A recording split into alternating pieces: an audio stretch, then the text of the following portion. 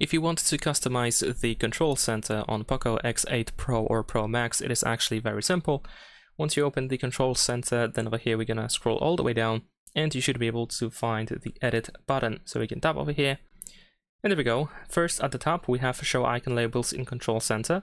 So if you enable this option, all of these shortcuts that we have in here, they will have names. So if you are not familiar with all of these buttons and icons, then instead of guessing, you can just simply enable this option and you don't have to guess anymore. Besides that, we can of course remove buttons and shortcuts that you don't really need to have access to in the control center. So if there's something that you don't use, you can just simply remove it by tapping on the minus in the upper right corner.